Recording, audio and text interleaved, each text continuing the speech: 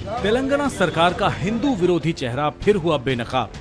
मुसलमानों के साथ नरमी, हिंदुओं के साथ सख्ती क्यों? सबसे पहले इस तस्वीर को देखिए। हिंदू महिलाओं के कंगन, झुमके और मंगल सूत्र तक उतारे जा रहे हैं। इतना ही नहीं, महिलाओं की चूड़ियां तक तोड़ी जा रही हैं। बिना नकाब में जितनी भी महिलाएं और युवतियां वहां आई, उनके साथ सख्ती बरती जा रही है। कंगन, झुमके और मंगलसूत्र उतारने पर एंट्री मिल रही है।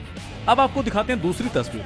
नकाब में पहुंची महिलाओं से कोई रोक टोक नहीं। चेहरा दिखाने की बात तो छोड़ दीजिए, एडमिट कार्ड की भी चेकिंग नहीं हुई, सीधे एंट्री मिल रही।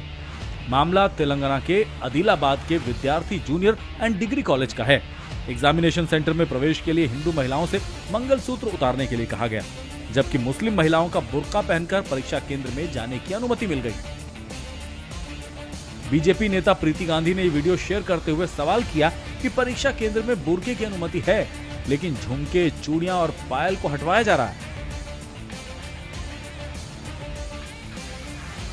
तेलंगाना के आदिलाबाद से एक नया मामला सामने आया है, जिसमें एक एग्जाम सेंटर में हिंदू महिला को परीक्षा देने के लिए रोका गया क्योंकि वो मंगलसूत्र पहनी थी, जबकि मुस्लिम महिला बुर्का पहनी थी, उसे जाने की अनुमति दी गई। और इस विषय पर हमारे साथ बात करने के लिए मौजूद है विश्व हिंदू परिषद के राष्ट्रीय प्रवक्ता विनोद बंसल।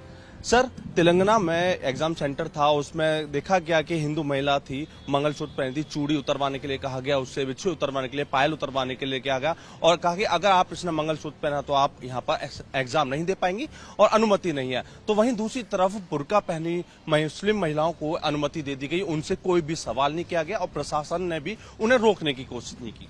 बिल्कुल, ये सिर्फ एक सेंटर पर नहीं, कई सेंटरों पर हुआ है। मैंने वहाँ की रिपोर्ट मंगाई है पूरी, और उसमें मैंने कल ही ट्वीट करके ये कहा था कि आखिरकार ये हिंदू फोबिया का असर है या मुस्लिम तुष्टीकरण की नीति का हद है, ये सरकार को बताना पड़ेगा। आखिरकार कौन से नियम के तहत, कौन से कानून के तहत, कौन से मापदंड के तहत हिंदू मानबिंदु और हिंदुओं के प्रतीक चिन्हों को उतरवाने की कोशिश की जा रही है। ये कोई एग्जामिनेशन का कोई रूल नहीं है और न ही कोई एग्जामिनेशन को ठीक से कंडक्ट करने का कोई इंटेंशन इन लोगों का है। आप देखिए कि जो पूरी तरह से कवर्ड महिला थी, जो बुर्के में थी, उसको बड़े आराम से जाने दिया जा रहा है, उसकी तो चेकिंग तक नहीं कर रहे आप। और आपको लग रहा है कि कुंडल में से, बाली में से, पायल में से और कड़े में से या चूड़ियों में से नकल का सामान ले जाएंगे। इनकी बुद्धि पर भी तरस आता है। लेकिन बात बुद्धि की नहीं है, बात है सरकार की नीतियों की, बात है सरकार की मानसिकता की।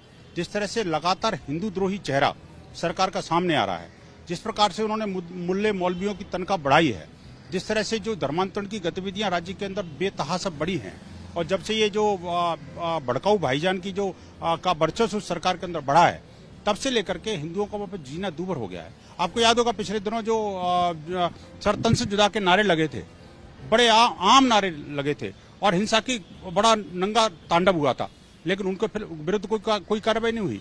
और उसके विरुद्ध एक नेता ने अगर कुछ बयान दे दिया तो उस पर कार्रवाई हो गई।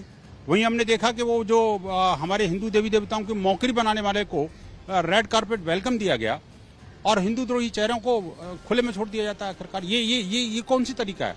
विरोध करने के बावजूद भी उसको रेड कारपेट वेलकम देना और इस तरह से हिंदू बहन बेटियों के जो मंगल के सूत्र हैं या ये कहे कि जो उनके पहचान के जो चिन्ह हैं उनको उतरवा करके आप क्या कहना चाहते हैं? मैंने सारा वहां से डिटेल मंगवाई है। उस डिटेल में जो उनकी पब्लिक सर्विस कमीशन की जो एग्जामिनेशन के जो रूल्स हैं, उस रूल्स को पूरा एक एक डिटेल में पढ़ा है। उसमें कहीं कंगन का जिक्र नहीं है, कहीं कांटे का जिक्र नहीं है, कहीं इयरिंग का जिक्र नहीं है, कहीं पायल का जिक्र नहीं है, लेकिन उन सबको मंगलसूत्र का कोई जिक्र नहीं है। उन सबको उतरवा लो और बुर्के में पूरा कैद होकर के आप अंदर क्या छुपा के ले जा रहा हो, that is all welcome. What type of secularism we are playing it, that is very, मैं कहूंगा कि सरकार की जो हिंदू द्रोही मानसिकता है, जो मुस्लिम तुष्टीकरण की जो मानसिकता है, उसकी पूरी तरह से कलई खुल चुकी है। अब सरकार को जो है इस बारे में जवाब देना चाहिए और हिंदू समाज वहां चुप नहीं बैठेगा।